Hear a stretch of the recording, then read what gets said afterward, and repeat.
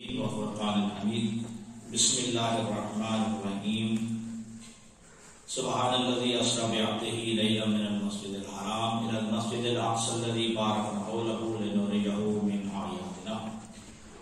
موضوع ہے حدیث معراج۔ حضرت محمد مصطفیٰ صلی اللہ علیہ وآلہ وسلم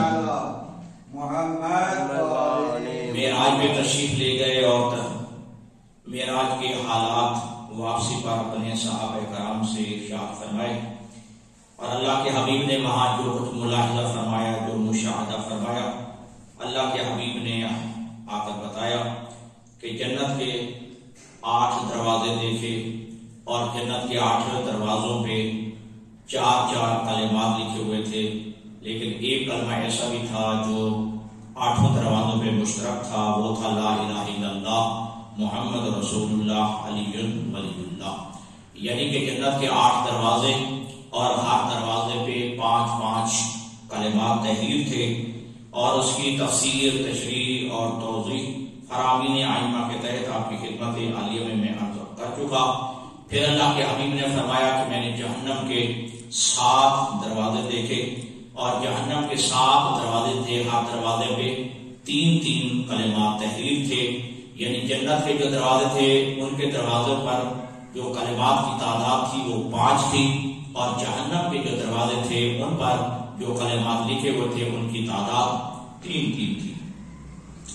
تو لہذا ایک دروازے پر یہ جملہ لکھا ہوا تھا کہ حاسبوا قبل ان تحاسبوا، کہ اپنے نفسوں کا احتساب کر لو، اپنا محاسبہ نفس کر لو قبل اس کے کہ تمہارا احتساب ہو، تمہارا حساب لیا جائے۔ لہذا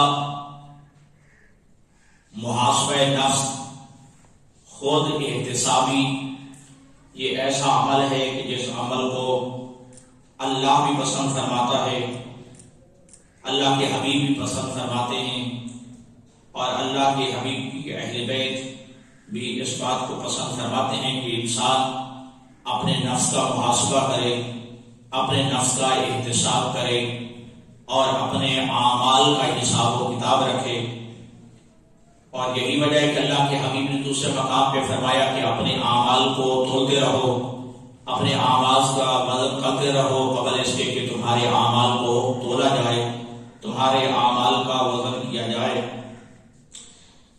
اور حضرت محمد عربی صلی اللہ علیہ وآلہ وسلم نے صلی علی محمد حضرت ابو ذر غفاری سے ارشاد فرمایا، یا ابا ذر حاسب نفسک، اے ابو ذر غفاری اپنے نفس کا احتساب کر، قبل ان تحاسب، قبل اس کے کہ تیرا احتساب ہو، تیرے اعمال کا حساب لیا جائے، اس سے پہلے اپنے اعمال کا حساب رکھو، اپنے اعمال کا احتساب کرو۔ یعنی محاسبہ نفس انتہائی ضروری ہے، خود احتسابی ضروری ہے۔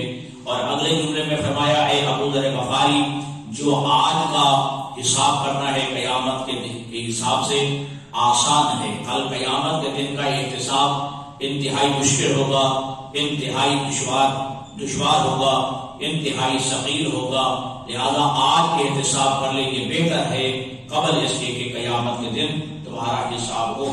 اس کے ساتھ بھی یہ ہمارا چوتھا جمعہ ہے، تفصیل کے ساتھ میں عرض کر چکا کہ محاسبہ نفس جو ہے وہ انتہائی ضروری ہے، اور اس پر جو ائمہ کے فرامین آپ کی خدمت عالیہ میں عرض کر چکا کہ وہ بندہ ہم میں سے نہیں ہے کہ جو ہر روز اپنے اعمال کا احتساب نہیں کرتا، بلکہ معصوم کا فرمان بھی ہے، معصوم جو ہے وہ حکم دے رہے ہیں کہ انسان کو چاہیے کہ رات کو سونے سے پہلے اپنے دن کے اعمال کا احتساب کرے، اپنے دل کا اعمال کا جو ہے وہ حساب و کتاب کر کے سوئے۔ اگر اس نے نیکیاں کی ہیں تو نیکیوں میں اضافے کی دعا کرے، اور اس پہ اللہ کا شکر کرے، اللہ کی حمد بجا لائے۔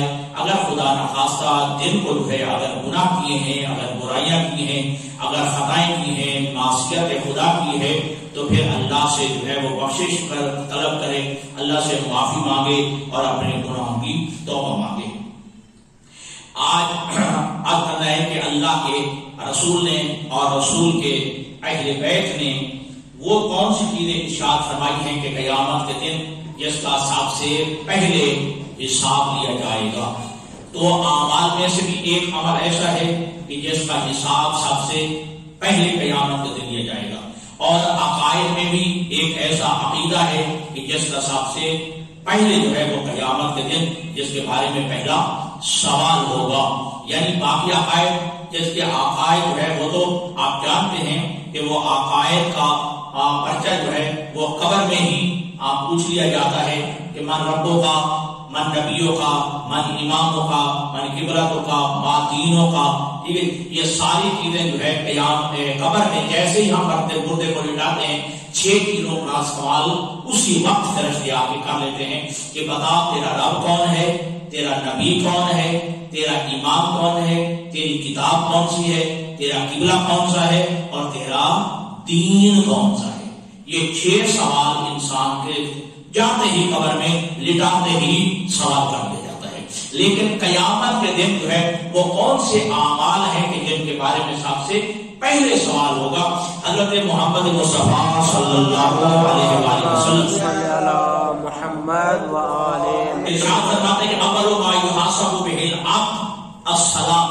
قیامت کے دن سب سے پہلے جس بندے سے جس عمل کا حساب لیا جائے گا وہ نماز ہے.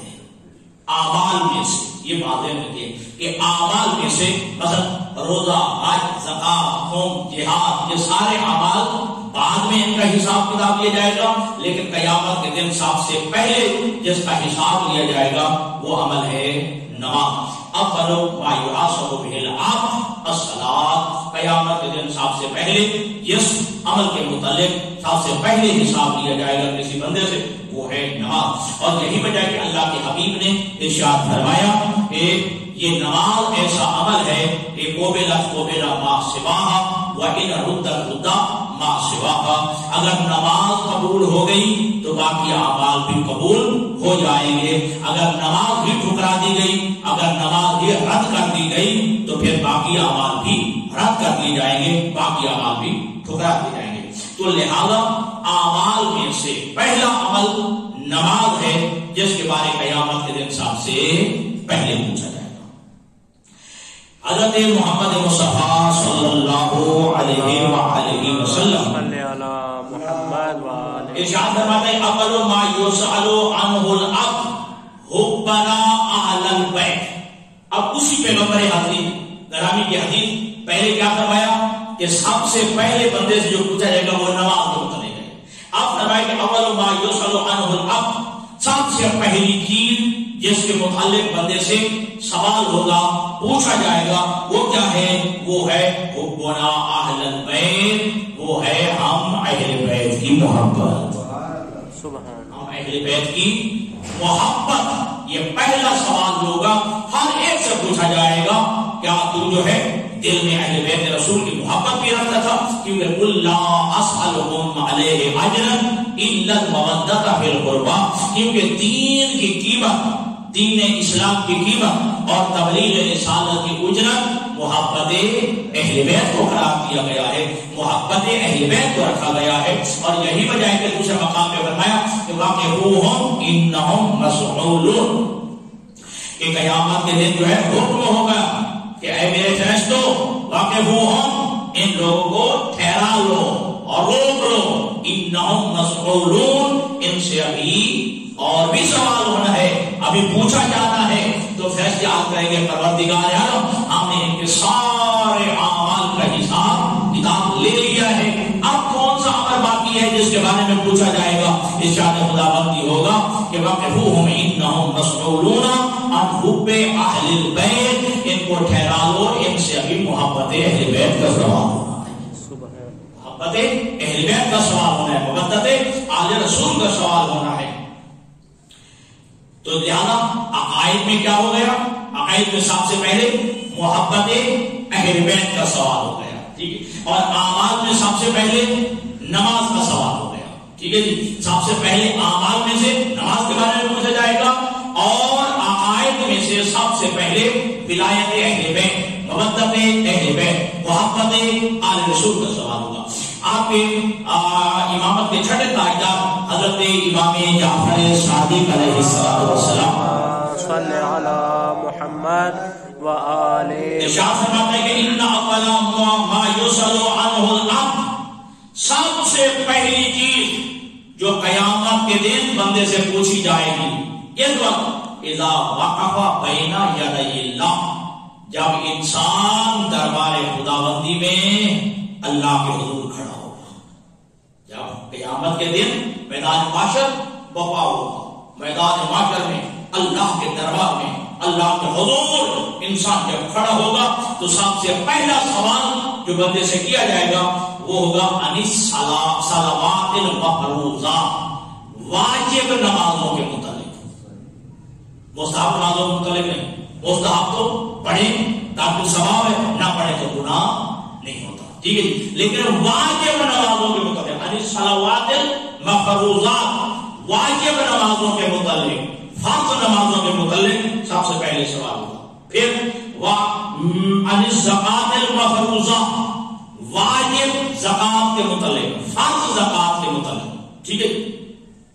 تو یہ دو طرح کے صدقے بھی انہیں کہتے ہیں، دو طرح کا اسے زکات بھی کہتے ہیں. یہ واجب ہے. ایک زکات مالی ہے جو 9 چیزوں پر واجب ہے. کئی ہم نے عرض کر چکا ہوں. 4 پھلے ہو گئے، گندم، جو، کھجور، کشمش، یہ 4 پھلے، ان پہ بھی زکات واجب ہے، ٹھیک ہے. اور 2 ہو گئے نقدین، انہیں کہتے ہیں عربی میں، ٹھیک ہے. وہ ہے سونا چاندی، ٹھیک ہے، ان پہ بھی زکات واجب ہے، ٹھیک ہے. 4 اور 2 کتنے ہو گئے؟ 6. باقی 3 چیزیں بچ گئی. وہ 3 میں آ جاتے ہیں جانور، اونٹ، گائے، بھیڑ بکری، ٹھیک ہے. ان 9 چیزوں پہ زکات واجب ہے، ٹھیک ہے. اور دوسری زکات جس کو زکات فطرہ کہتے ہیں، جب ماہ رمضان مبارک ختم ہوتا ہے تو شوال کا پہلا دن ہوتا ہے، یعنی عید الفطر کے دن جو آپ فطرہ دیتے ہیں وہ بھی زکات فطرہ ہے، وہ بھی واجب ہے. اب یہ ان دونوں کو صدقہ واجبیہ بھی کہتے ہیں، زکات واجبیہ بھی انہیں کہا جاتا ہے، ٹھیک. تو لہذا ان کے متعلق جو ہے واجب نمازوں کے متعلق اور واجب زکات کے متعلق قیامت دن سب سے پہلے سوال. پھر وَعَنِ الصِّيَامِ الْمَفْرُوضِ، واجب روزوں کے متعلق. ویسے تو آپ احادیث معصومین میں پڑھیں سارا سال کے روزے رکھنا مستحب، ٹھیک ہے، ثواب کا کام ہے. پھر جمعرات کے دن روزہ رکھنا، ٹھیک ہے. پھر اس کے بعد جو ہے ہر معصومین کی ولادت پہ روزہ رکھنا، 17 ربیع الاول کو روزہ رکھنا، 3 شعبان امام حسین کی ولادت کے دن روزہ رکھنا. پھر اس کے بعد جو ہے 15 شعبان حضرت امام مہدی اجل اللہ تعالی فارغ شریف کے ولادت والے دن میں روزہ رکھنا. 18 ذی الحجہ کو جس دن اعلان ولایت علی بن ابی طالب ہوا، من کنت مولا فہذا علی مولا رسول اللہ، وہ دن روزہ رکھنا. ویسے سال میں روزے رکھنا، پورے سال کے روزے رکھنا مستحب، لیکن واجب روزوں کے متعلق قیامت کے دن سوال وہ ہے ماہ رمضان میں. اب ماہ رمضان 29 دن کا ہو جائے چاہے ماہ رمضان 30 دن کا ہو جائے، ٹھیک ہے، چاہے 29 دن کا ہو جائے چاہے 30 دن کا ہو جائے، اس کے متعلق قیامت کے دن انسان سے سوال ہوگا واجب روزوں کے متعلق. آپ آگے کیا کریں؟ وَعَنِ الْحَجِّ الْمَفْرُوضِ، واجب حج کے متعلق، وہ بھی انسان پر جب واجب ہو جائے، ٹھیک ہے.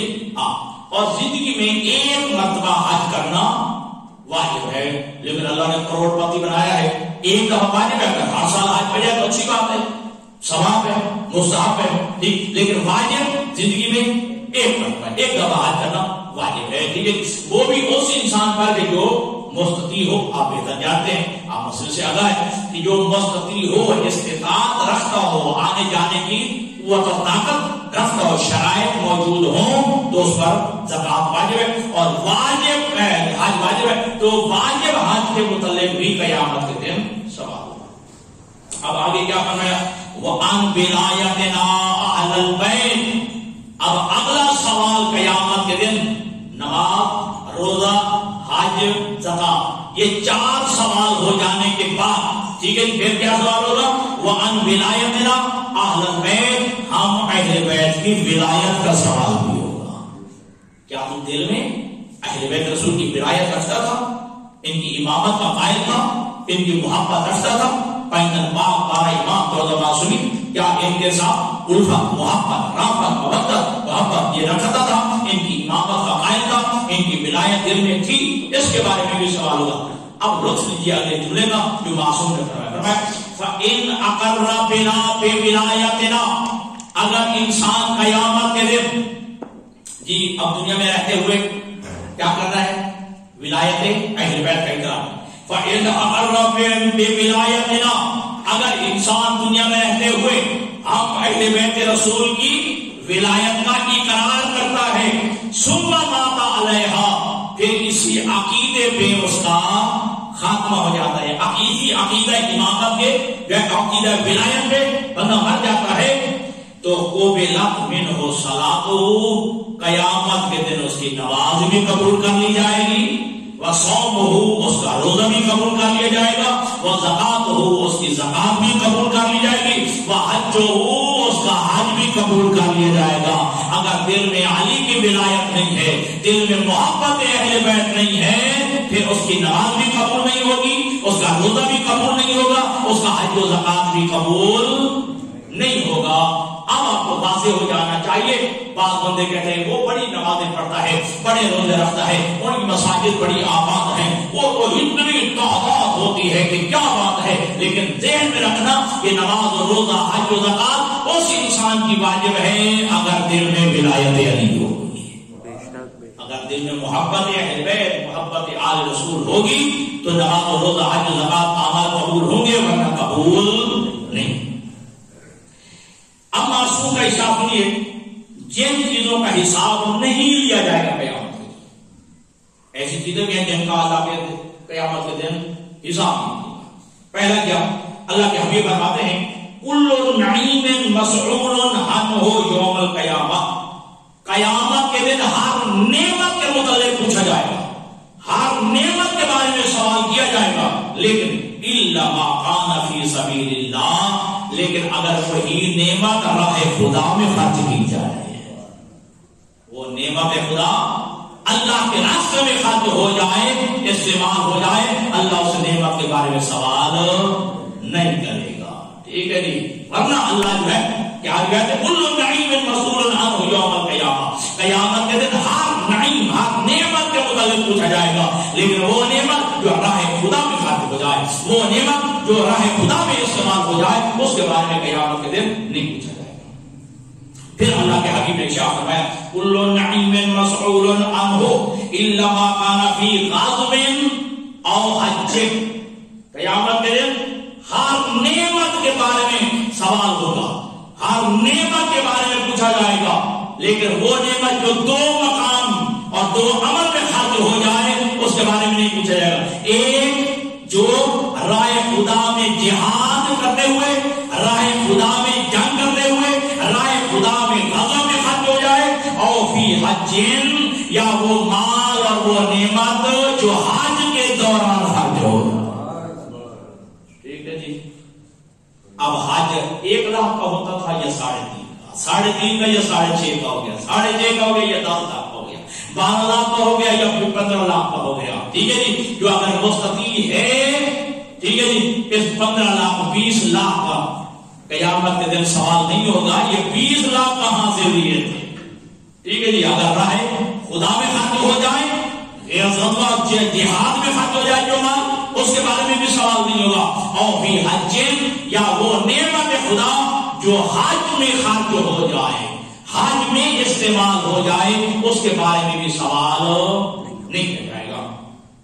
اور مجھے یہ جملہ یاد ہے علامہ سید محمد تقی نقوی مدۃ اللہ العالی کا، وہ حج کی ورکشاپ ہو رہی تھی، تو انہوں نے ایک جملہ فرمایا، اگر حج کرتے ہوئے حج میں بے حساب خرچ کرو گے اللہ بھی بے حساب دے گا، اگر حساب کر کے خرچ کرو گے تو اللہ بھی حساب کر کے دے گا، ٹھیک ہے۔ اللہ کو بغیر حساب کے دو، اللہ بھی بغیر حساب کے دے دے گا، ٹھیک ہے۔ اگر حساب کر کے دو گے تو اللہ بھی حساب کر کے دے گا، ٹھیک ہے۔ میرے راستے میں جو ہے، اور بعض دیکھا آپ نے حج پہ زیارات میں جاتے ہوئے کاپی پیسٹ ساتھ رکھی ہوتی ہے، ٹھیک ہے، یہ جی ٹیکسی کا کرایہ 2 روپے، ٹھیک ہے 2 روپے کی روٹی کے ساتھ دیکھیں، یہ ساتھ دیکھ رہے ہوتے ہیں بھائی کھا لیا 10 روپے کی روٹی کھا لی 2 روپے کی کھا لی، ٹھیک ہے اب ایک جگہ پہ دوسری جگہ پہ زیارت کے لیے جانا ہے، وہ 10 روپے ٹیکسی والے لے گئے یا 20 روپے لے گا، زیارت تو کرنی تھی، ٹھیک ہے تو لہٰذا یہ اگر بغیر حساب کے اللہ کے ہمیں دو گے،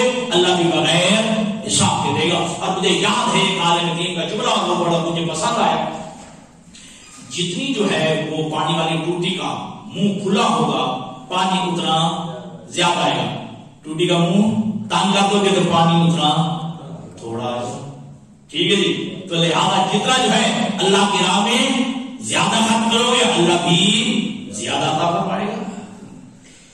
حضرت امام جعفر صادق علیہ السلام یہ کیا فرماتے ہیں کہ من ذکر رسول اللہ علی الطعام لم تسأل عن نعیم ذلک الطعام، یہ جو سنا اگر کوئی بندہ کھانا کھاتے ہوئے کھانا کھانے سے پہلے کیا پڑھے بسم اللہ الرحمن الرحیم، یہ پڑھ کے جو کھانا کھائے گا اللہ اس کھانے کا ساتھ اللہ حساب نہیں دے گا، ٹھیک ہے جی کھانا اسے جو ہے 2 لقمے لیے 2 روٹی کھائی 3 کھائی ہے، اچھا کھانا کھایا ہے بہترین جو ہے اس کی غذا کی جی، ٹھیک ہے جی تو جو بسم اللہ الرحمن الرحیم پڑھ کر کھانا کھائے گا اللہ اس کھانے کا غذا کا خوراک اس کا طعام کا اللہ حساب، ٹھیک ہے جی لہٰذا بسم اللہ الرحمن الرحیم کے بہت زیادہ فضائل ہیں، لہٰذا آپ نماز پڑھیں بسم اللہ الرحمن، قرآن پڑھیں بسم اللہ الرحمن الرحیم، آپ گھر کا کام کاج کریں بسم اللہ الرحمن الرحیم، آپ دکان پہ جائیں بسم اللہ الرحمن الرحیم، دکان پہ آپ جو ہے سفر پہ جا رہے ہیں بسم اللہ الرحمن الرحیم، آپ جو ہے گاڑی پہ سوار ہیں بسم اللہ الرحمن الرحیم۔ اور معصوم کی روایت ہے جب قیامت کے دن اگر انسان کی عادت بن جائے ہر کام پہ بسم اللہ، ہر کام پہ بسم اللہ، ہر جگہ پہ بسم اللہ، جب اعمال کھلے گا تو اس کے اوپر بھی اگر بسم اللہ الرحمن الرحیم لکھا ہوگا تو اللہ کا ارشاد ہوگا اس کے اعمال کے کھلنے کے بعد مجھے بسم اللہ نظر آئیے میں معاف کر رہا ہوں۔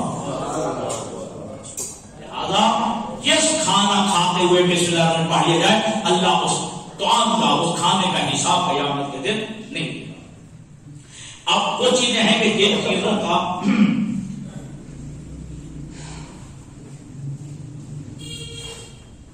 یہ وہ چیزیں تھی جن کا حساب کیا جائے گا، ٹھیک ہے پر 3 چیزیں ہیں کہ جن کا حساب نہیں کیا جائے گا۔ ذرا سلام پڑھیں محمد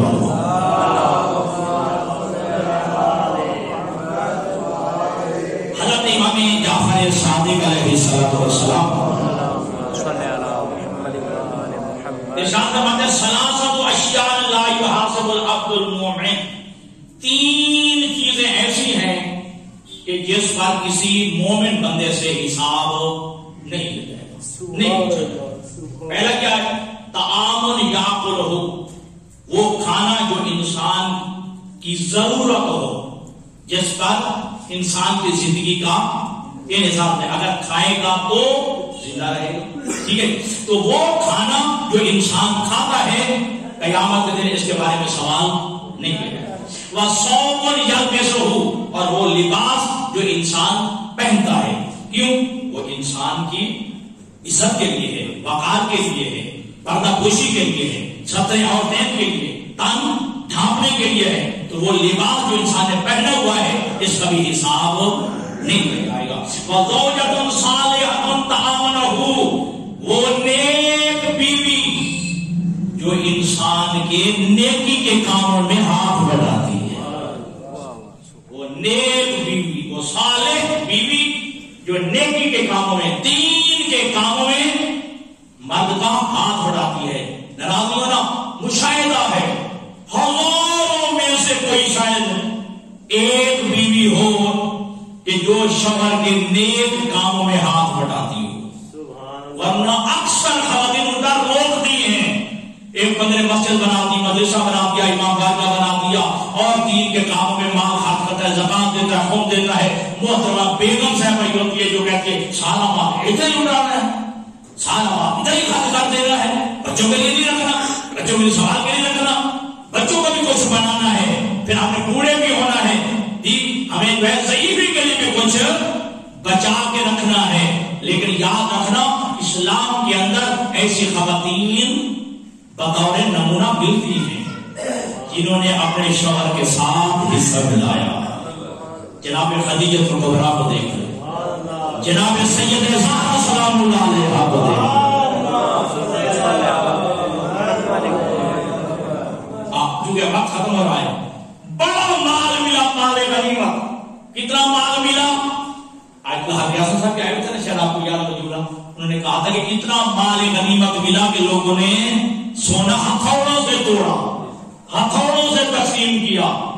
ٹھیک ہے جی, وہ اس کا مطلب ہے گاؤں میں نہیں تھا, وہ معاشوں میں نہیں تھا, وہ رتیوں میں نہیں تھا.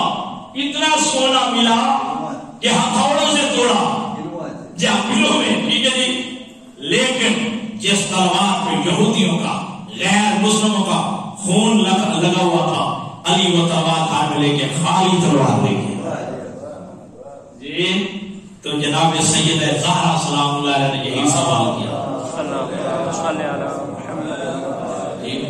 یہ سوال کیا کہ ہر ایک کو میں نے سنا ہے کہ بڑا مال غنیمت ملا ہے, یا علی یہ مال غنیمت کہاں گیا؟ کہا جو مال غنیمت مجھے ملا وہ میں نے مدینہ کے غریبوں میں, یتیموں میں تقسیم کر دیا. ٹھیک ہے جی, اس وقت جناب سید زہرا سلام اللہ علیہ نے شاید سجدہ شکر کیا اور ایک جملہ کہا, پروردگار تیرا لاکھ لاکھ احسان ہے کہ تو نے مجھے علی جیسا شوہر عطا کیا. لہذا نیک بیوی, صالح بیوی جو اپنے شوہر کے نیک کاموں میں ہاتھ بٹاتی ہے, اس کا بھی احتساب نہیں ہوگا, حساب نہیں لیا جائے گا. اور اسی کم مثالیں ملتی ہیں, حساب اور نادر بیویاں ہوتی ہیں. اگر کہ میں نام لے لوں تو مجھے کوئی عیب نہیں, اچھا لفظ میں ان کا تذکرہ ہو جائے. ہمارے پورے والا کے ایک بہت اچھے نیک مرد مومن ہیں, حاجی چودھری فدا حسین جان صاحب, جنہوں نے 1984 میں جب قائد شہید تشریف لائے تھے دورے پہ, تو انہوں نے اس وقت اپنی ذات کی زمین مدرسے کے لیے دی تھی. کروڑوں روپے کی اس وقت وہ زمین تھی, مدرسے کے لیے دی تھی. پھر اپنی جیب سے پورا مدرسہ بنوایا, کسی سے چندہ نہیں لیا تھا, کسی سے چندہ نہیں لیا, اپنی جیب سے وہ پورا مدرسہ بنوایا. جامعہ جعفریہ جس طرح پورے والا میں جا کر دیکھ لیجیے گا. آباد ہے الحمدللہ, 25-26 طالب علم وہاں پہ موجود ہیں. اور لطف کی بات یہ ہے کہ حاجی صاحب جو ہے چودھری فدا حسین صاحب بڑا مال خرچ کرتے ہیں, لیکن اس سے بھی بڑھ کر بات یہ ہے کہ پورے مدرسے کا انتظام ان کی اہلیہ محترمہ نے سنبھالا ہوا ہے. 25-26 طلبہ کا انتظام ان کی اہلیہ محترمہ چودھری صاحب کی اہلیہ نے سنبھالا ہوا ہے. ٹھیک ہے جی, اپنی جیب سے خرچ کرتی ہے. پھر کچھ عرصے کے لیے مدرسہ بند بھی ہو گیا, اب دوبارہ جو ہے اس کو دوبارہ تعمیر کیا. 25 لاکھ روپیہ حاجی چودھری فدا حسین صاحب نے اپنی جیب سے لگا کے دوبارہ مدرسہ تعمیر کیا. اب وہ مدرسہ الحمدللہ چل رہا ہے. اب اسی مدرسے کے اندر پھر ایک مسجد بنوائی. ٹھیک ہے جی, اور مسجد میں اب 35 لاکھ خرچ ہو چکا ہے. اتنی عالی شان جو ہے وہ مسجد بنا رہے ہیں. تو یار جہاں چودھری صاحب لائق تحسین ہے, اسے لائق تحسین تو ان کی اہلیہ محترمہ ہے کہ جو چودھری صاحب کو کہتے ہیں کہ کوئی فرق نہیں پڑتا, زکات ہو, خمس ہو, مدرسہ کے لیے ہو, مدرسہ کے طلباء کے لیے ہو, یہ ہمارا مال اگر خرچ ہو جائے اس سے بڑھ کر ہمارے لیے عزت کی بات کیا ہے. ہمارے لیے مکان اور مرتبے کی کیا بات ہے. لائق تحسین ہے وہ چودھری فدا حسین صاحب, لائق تحسین ہے ان کی اہلیہ محترمہ کہ جو اپنے شوہر کے نیک کاموں میں, دینی کاموں میں, مذہبی کاموں میں ان کا ہاتھ بٹاتی ہیں. سمجھ پڑے محمد والے محمد پر.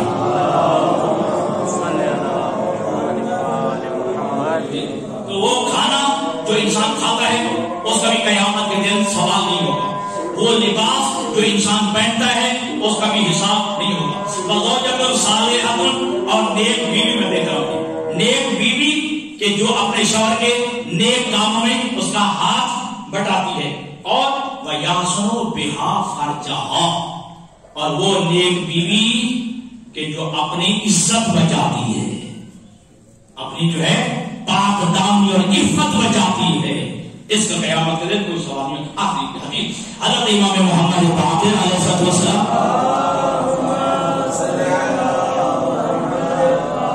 اور حضرت امام جعفر صادق علیہ السلام, یہ دونوں باپ اور بیٹا دونوں کی یہ حدیث موجود ہے کہ کہ فرمایا ثلاثۃ لا یسأل عنها العبد، قیامت کے دن بندے سے کوئی سوال نہیں کیا جائے، کوئی پوچھا نہیں جائے. کہتے مطلب خلقۃ، وہ کپڑا یوائی بہا عورتہ، جس کپڑے کے ذریعے انسان اپنے ستر عورتیں کرتا ہے، اپنا تن ڈھانپتا ہے، اپنی شرمگاہ چھپاتا ہے، اس لباس کے متعلق سے اللہ سوال نہیں کرے گا کہ کہاں سے وَقَسْرَةٌ يَسُدُّ بِهَا جُوَّتَهُ، اللہ اس لقمے سے، ٹھیک ہے، اس لقمے کا بھی اللہ سوال نہیں کرے گا جس لقمے کے ذریعے انسان اپنی بھوک مٹاتا ہے.